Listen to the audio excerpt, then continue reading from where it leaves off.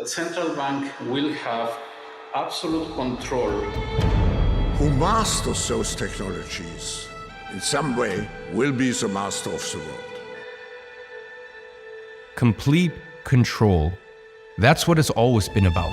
Social reset, economic reset, political reset. Dystopian scenarios are not a fatality. Now, throughout the course of this investigation, we have encountered a secret organization that controls 95% of the world's GDP, and today we pull back the curtain on the elites to find out exactly what their plan is. I'm about to expose the secret organization and tell you exactly how they plan to take control of you and 100% of the world's GDP because, well, 95% wasn't high enough. And most importantly, I'm going to take you back to the very book that started this entire dystopian initiative they call the Great Reset.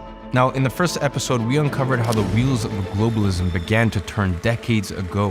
And we also found out exactly how the elites profit off of chaos and crisis. In the last episode, I showed you who helped the WEF achieve their aims, who their corporate partners are, and just how powerful and all-encompassing their agenda is. So in the final episode of this investigation, I am pulling back the curtain completely. I'll show you exactly what Klaus Schwab plans on in the Great Reset and what my half-year-long research uncovered as its final conclusion.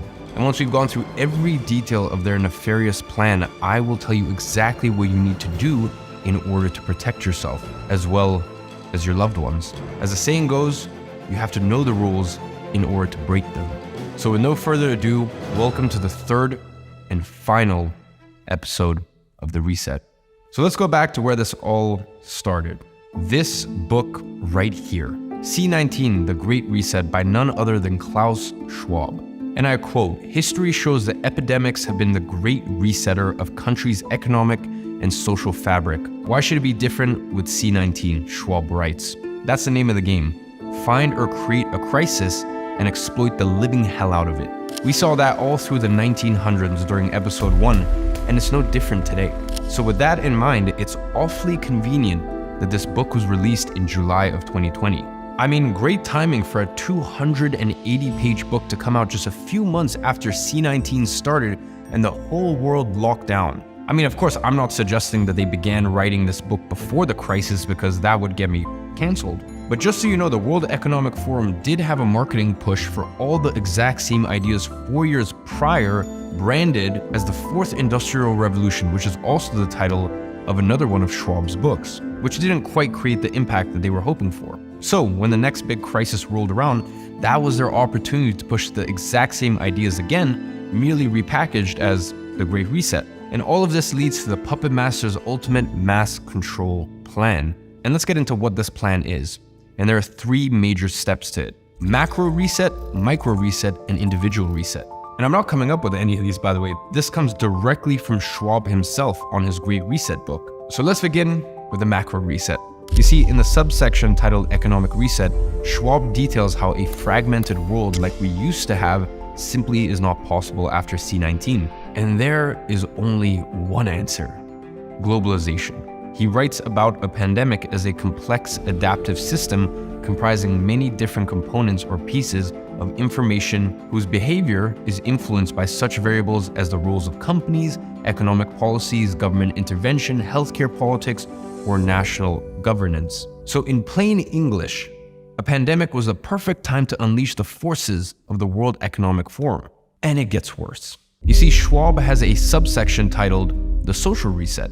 And to be honest, I was just gonna paraphrase this, but I think you deserve to hear the words of the world leader himself. First and foremost, the post-pandemic era will usher in a period of massive wealth redistribution, from the rich to the poor and from capital to labor. Redistribution of wealth, I thought the World Economic Forum were liberal, not socialist. Or do they just want to redistribute the wealth to their cronies? Second, C19 is likely to sound the death knell of neoliberalism, a corpus of ideas and policies that can loosely be defined as favoring competition over solidarity, creative destruction over government intervention, and economic growth over social welfare. For a number of years, the neoliberal doctrine has been on the wane, with many commentators, business leaders, and policymakers increasingly denouncing its market fetishism. But C19 brought the coup de grace. So these two forces, massive redistribution on one hand and abandoning neoliberal policies on the other, will exert a defining impact on our society's organization, ranging from how inequalities could spur social unrest to the increasing role of governments and the redefinition of social contracts. One of the greatest lessons of the past 5 centuries in Europe and America is this: acute crises contribute to boosting the power of the state. To be honest, I think that speaks for itself. I mean, Schwab essentially says that C19 marks the end of the free market. The alternative? Corporatism. Or as Mussolini himself says, another word for fascism. A world where a few of Schwab's buddies own everything. And your only option is to abide by them. No more competition.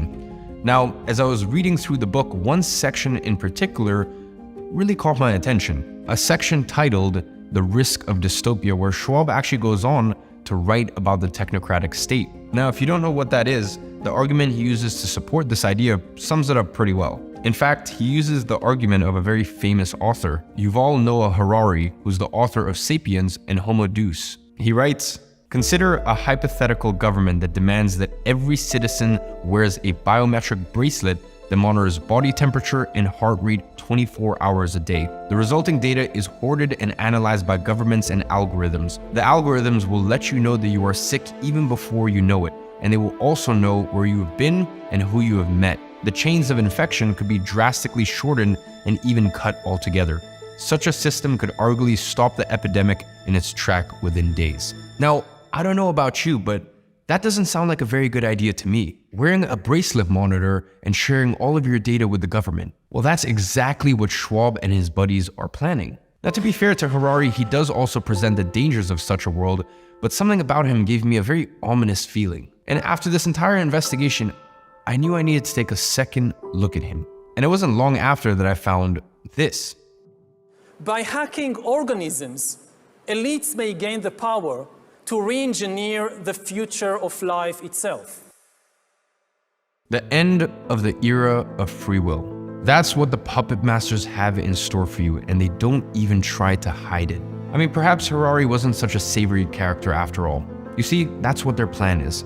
To hack your brain using information and propaganda. These people don't think you're valuable. They see you as a product of their indoctrination.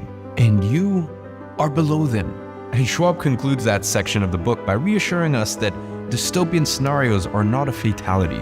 So, don't worry, little slave, it's all gonna be okay because freedom isn't that important after all, is it? And here's one thing Schwab is very good at doing. Gaslighting the reader into believing that any rational objections to the reset are merely just irrational fears.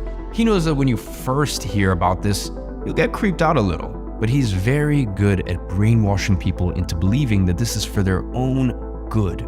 Now here's where things start to really get concerning. Schwab ends the book by saying that the reset isn't done yet. So I had to figure out what was the missing part. And my investigation led me to the final stage of their plan, which will complete the reset and lead to a world where you'll have no choice but to be 100% under the puppet master's control. Own nothing and be happy is what they tell you. But of course, someone then has to own everything. The puppet masters.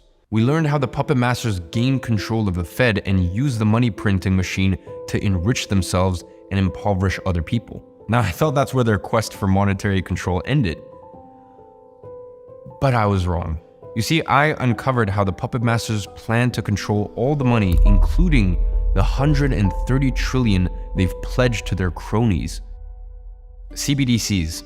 Few inventions have symbolized and facilitated radical autonomy as much as money. Before money, if you had a system of bartering, meaning if you didn't have exactly what the other person wanted, well then, you were no good. The invention of a standard system of value allowed businesses to flourish and lifted millions of people out of poverty. You see, instead of needing an exact match of barter, you now just needed one customer. Really, money is the essence of liberty itself.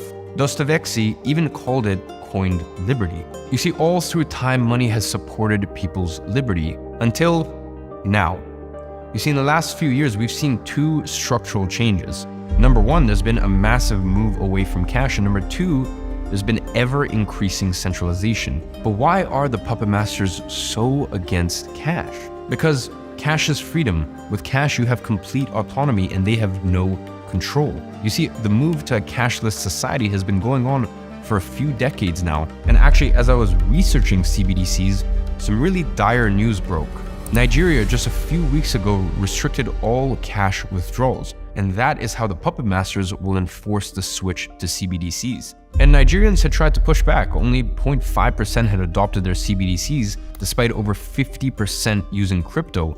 And what happened? The puppet masters forced them to switch by no longer recognizing cash. I mean, that should tell you just how forceful the puppet masters are willing to be. The end of cash will be the end of your freedom, but these changes began already in 2020. By now, over 86% of central banks are planning on implementing CBDCs, central bank digital currencies. But wait a minute, if the central banks want to implement their own crypto, surely that's a good thing, right? I mean, we know how transparent and at times secure cryptocurrencies can be. I mean, after all, cryptocurrencies are meant to be decentralized, just like American currency used to be before the Federal Reserve. And cryptocurrencies are also secured by cryptography on a distributed ledger, which is a blockchain that is publicly available. And some cryptocurrencies, like Bitcoin, are inherently deflationary with a set amount of them to ever exist. I mean, especially with how inflation is, that all sounds like the perfect move for central banks, right? Not quite. You see, the central banks don't want a cryptocurrency, they want a digital currency. So what's the difference? I mean, it may not sound all too different, but these two concepts are worlds apart. Whereas a cryptocurrency is decentralized, a digital currency is centralized in nature. That means that the central banks will issue the currency, no mining like there is with Bitcoin. Now, we already know that the central banks can issue currency whenever they choose, and digital currency will be no different. Whereas cryptocurrencies offer at least partial anonymity on the blockchain, CBDCs will act as an extension of the government. You see, CBDCs will simply be the digital expression of your fiat money. But how will that work, and why is that such a big deal in that case? Well, there's one aspect of CBDCs that I haven't mentioned yet, and it makes all the difference. CBDCs will be programmable. And let's get back to that in just a moment, but with the introduction of a CBDC, the government will keep track of all transactions with that currency. There will be no transparency, and there will be no anonymity. Instead, all the power will be given to the government. So what does that mean in practice? Well, it means that every time you spend $1 digital, the government will know exactly what you spent it on. Now, that may not sound like a big deal, but it is. You see, the way you spend your money is a reflection of you as a person. In some way, it's even the ultimate reflection of who you are. That's why the old adage of put your money where your mouth is so powerful. You see, based on your spending, the government will be able to form a complete profile on you. Now, if that's not dystopian enough to ward you off, let me tell you about the other piece of the puzzle. Here's where things get really dystopian. Remember how I mentioned CBDCs would be programmable? Well, what does that mean in practice? Let me paint a picture for you to really illustrate. It's 2030, the year the World Economic Forum's predictions all come true. You own nothing and you're happy. They own everything, but you're oblivious to that. AI has replaced you, and you rely on universal basic income to support you and your family. You're entirely reliant on the government, just like how they want you to be. But one day you do something the government doesn't like. Maybe you jaywalk, or maybe you tell a friend you dislike something about them, and now your social credit score, well, it goes down.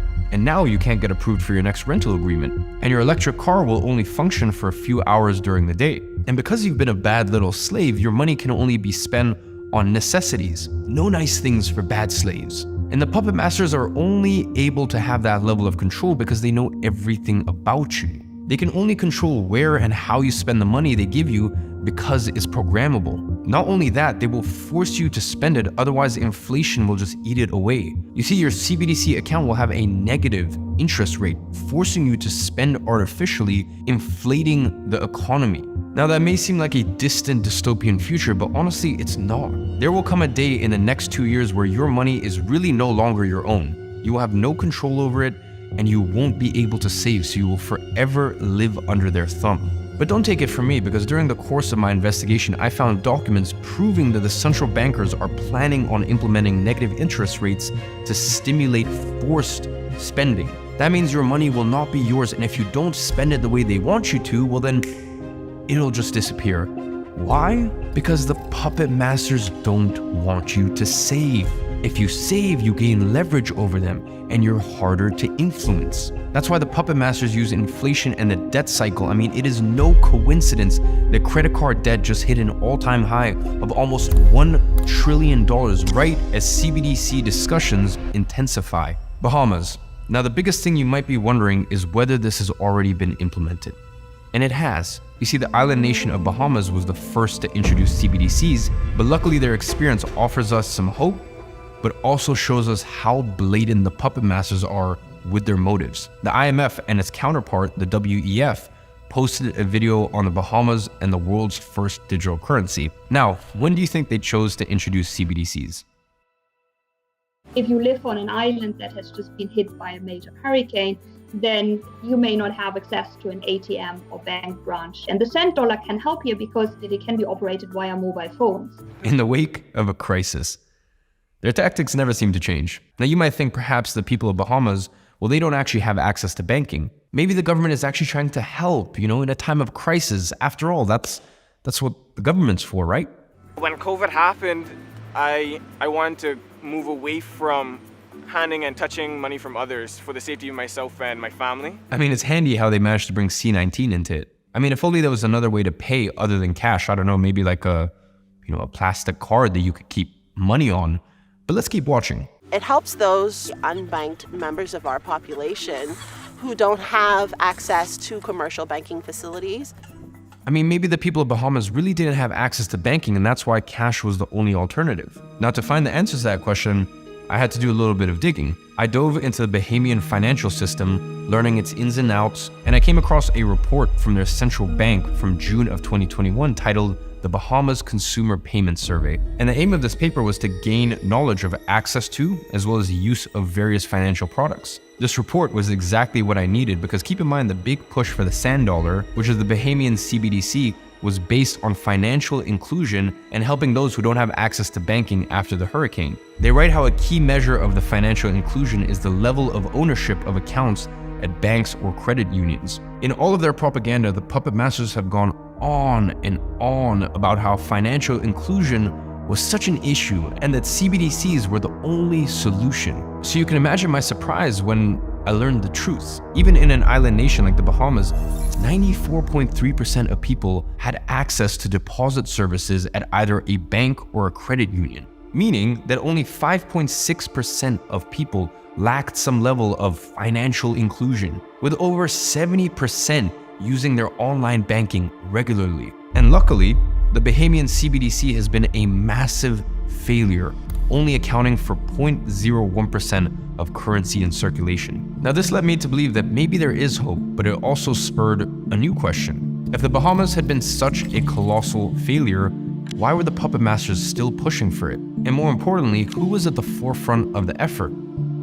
BIS. Remember earlier I mentioned that I found proof that the puppet master's plan was to implement negative interest rates in order to force you to spend, or rather, they want to take away your property rights to your money. Well, I found that buried in a 92-page report published by none other than the Bank of England. But before we get to that, we need to better understand how CBDCs work. Now, we already know what they're not. They're not a cryptocurrency. In fact, they're the very opposite of it. There's two types of CBDC designs: account-based CBDCs and token-based CBDCs. The former means that as an individual, you hold an account directly with the central bank, something that would normally be impossible because the central bank is the bank's bank. Now, as for the latter, the central bank would issue a tokenized CBDC that would be distributed through the existing banking systems. Now, economists throughout the world have written thousands of pages lauding how great CBDCs would be for the economy. But would they really? So I set out on a mission, as I do, to get to the bottom of this. I mean, to really find out if CBDCs were just a natural economic evolution of currency,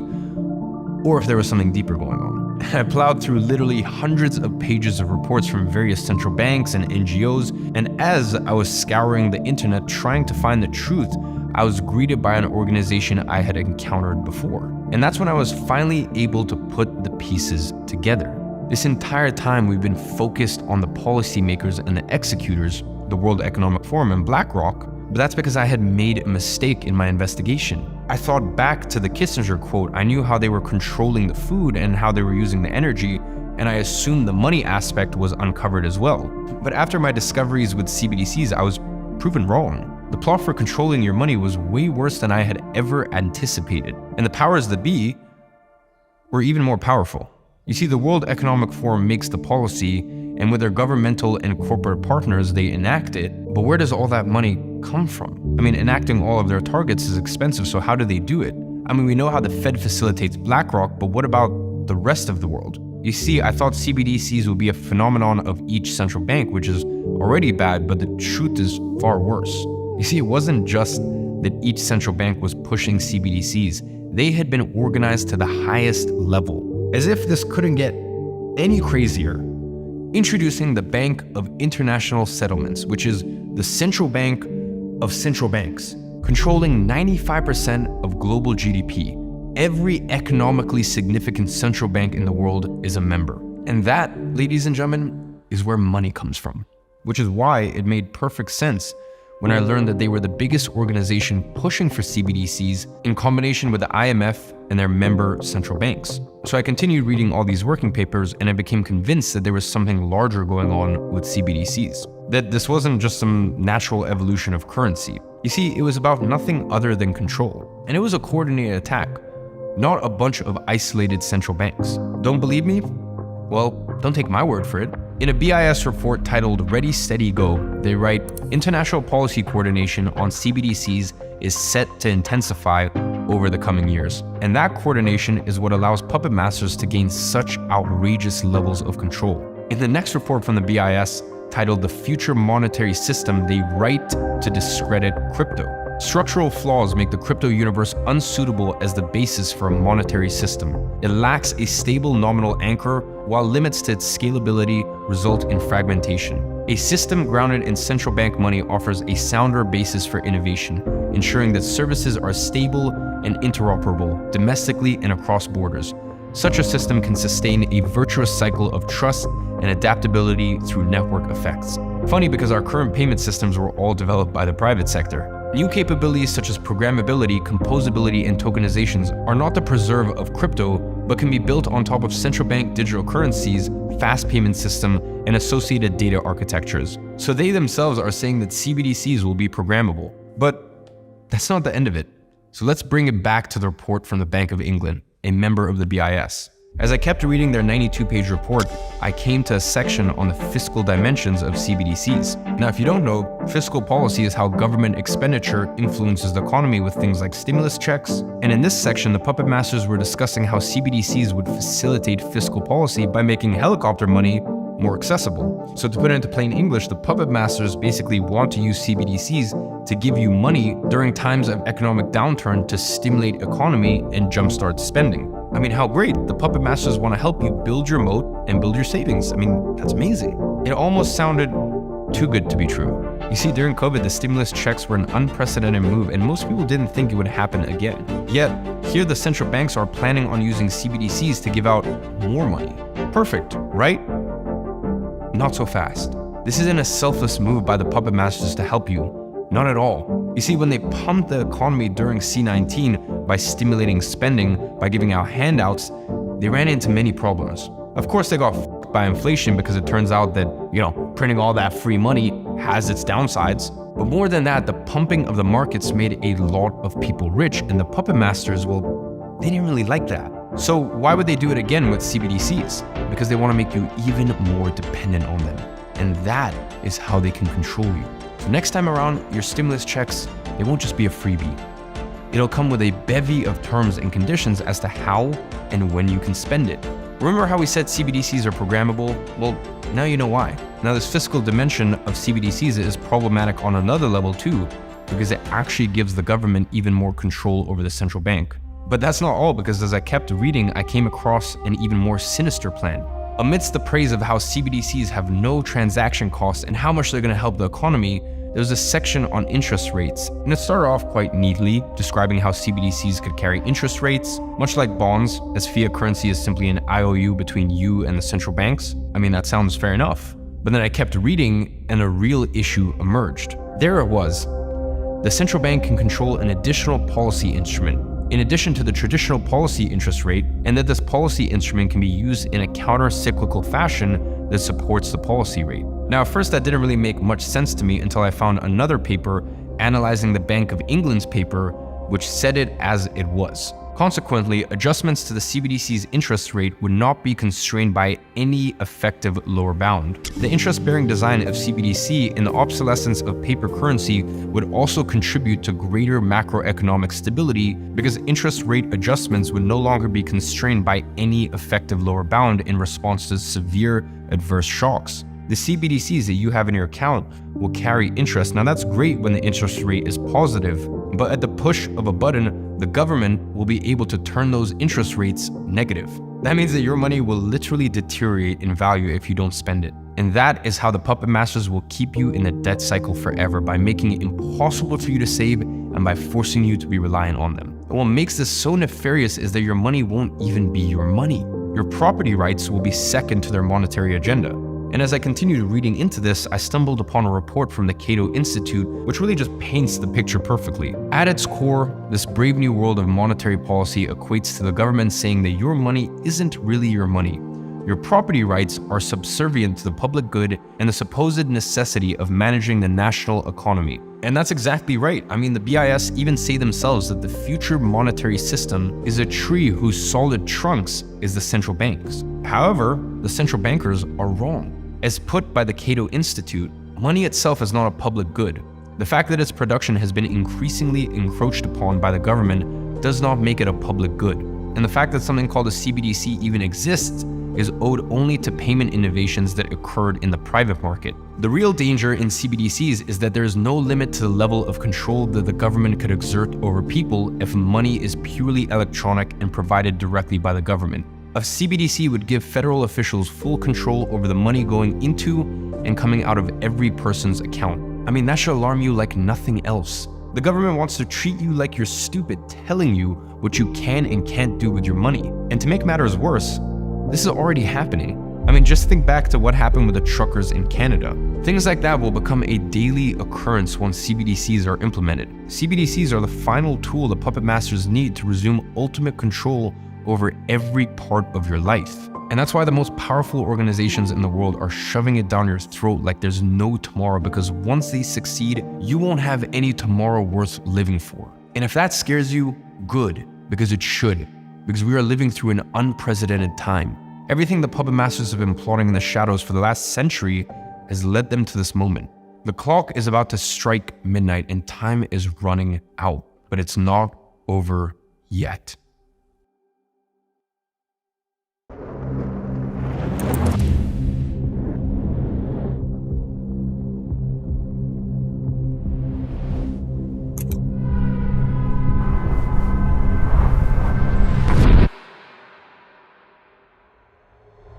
So, let me tell you a story that begins in 1973 in Santiago, Chile. You see, the 70s were marked by the rivalry between two ideologies, communism and capitalism. So, when a socialist government was democratically elected in 1973, well, our old friend Henry Kissinger wanted to give Chile a little dose of freedom. And that's when he said, I don't see why we need to stand by and watch a country go communist due to the irresponsibility of its people. You see, the issues are much too important for the Chilean voters to be left to decide for themselves. Now, what ensued was probably the worst 17-year period of repression and horror Chile has ever experienced, all supported by Henry Kissinger and the US. Thousands died at the hand of Pinochet and tens of thousands were tortured. Yet, the US kept supporting Pinochet, with Kissinger as the Secretary of State until 1977. Now, why, you may ask? Because Kissinger, like most politicians, is a slave to his ideology. So what though? How does this relate to what's happening today? Well, the fight today is the exact same. But here's where things take an unexpected turn. Do you know what finally ended Pinochet's regime? Well, one of the ways Pinochet's regime had kept such tight control throughout the years was by controlling the information. It's a classic tactic that's been used by every dictator since the dawn of time. And it's also the very same tactic being used by the media today. They feed you one side of the story, the side that they want you to hear. That's because the media is owned by a handful of people who have specific agendas. Wearily similar, I know. So what actually brought down Pinochet's dictatorship? freedom of information and education. The regime had maintained tight control over the media, censoring and suppressing critical voices and dismissing opinions. However, the emergence of alternative sources of information and the dissemination of information from outside the country helped to expose the true nature of the regime and its abuses. Once again, does that sound familiar to you? You see, opposition groups and human rights organizations within Chile work to document as well as publicize the regime's abuses and their tyranny, often at great personal risk. And all of these efforts help to keep the issues of the regime's tyranny in the public eye, as well as build support for the opposition, which would symbolize freedom and hope.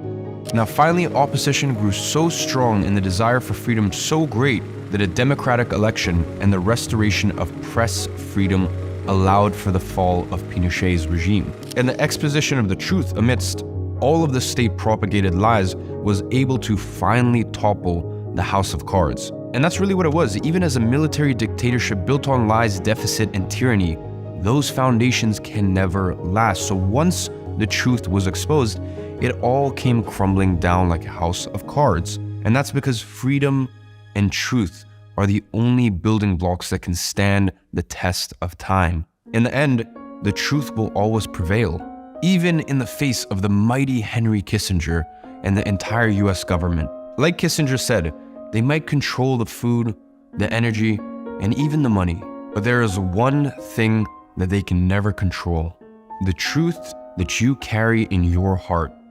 No amount of lies and propaganda can ever cover that up. They will try, and with some they'll even succeed, but all it takes is a few freedom fighters to have the guts to spread the word and fight their indoctrination with education. And they will try to win the war on information, but they never will, because the truth always wins. You can't hide from your conscience. That's the story of every civilization and every battle. And as Washington said, truth always prevails where there is pain to bring it to light. Because in all the chaos and all the disorder, there is always a secret order if you dare to look for it. And you know what? I'm going to be extremely open and transparent with you. Truth is, I've been scared. I've been scared to truly risk it all. All the advice I've given you is all within the system. So sure, you can run away, but you can't run forever.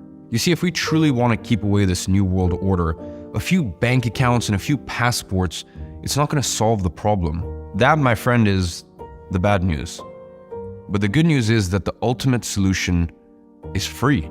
And of course, you still need the 3 freedoms in order to protect yourself and your family, but ultimately none of that will matter if we keep ceding our liberty and our power as the people. I mean, Benjamin Franklin really said it best: he who trades liberty for security deserves neither liberty nor security. And the real solution to the globalist encroachment has been staring us in the face this entire time. The puppet masters capitalize on fear and secrecy. They try to hack our minds with their propaganda and their information warfare. But the reason they need to do that in the first place is because they could never disclose the truth.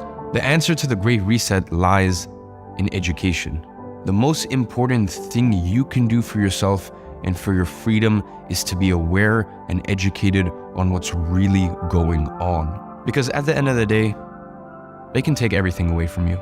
They can take away your money, they can take away your passports, they could take away your business, and even your freedom. But they can never, ever take away your mind. It is only in truth that we are united. And that's why it isn't time for indoctrination. This is a fight for education. If every person on earth knew what was really going on, their plan would stop dead in its tracks. And at first I thought the best thing you could do was build a moat around yourself to ward off the masters of the universe for as long as possible. But that's simply not enough. You see, freedom of information and education brought down the mighty Pinochet as it did with every other authoritarian scumbag.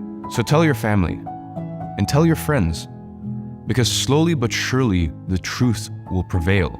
And just remember this: education is a better safeguard of liberty than a standing army. So my friend, don't be discouraged. Be enlightened. And with that, my mission is completed, at whatever cost. These videos may get taken down, I may get a channel strike, and this will probably hurt my business. And you know what? Maybe even my relationships. But the truth is, I don't care. I, just like you, was put on this earth with a mission. And my mission gives me purpose. It gives me light in the darkness of mere being. So, let us go down in history, not as the Great Reset, but as the Great Escape. Escape from their iron grip by the way of education and the truth. And with that being said, thank you for watching. And I'll see you on the right side of history. The side of honor and truth, because no matter what, God protects those who act in truth and honor and punishes those who break the codes of honor. And with that, my friend, welcome to the Great Escape.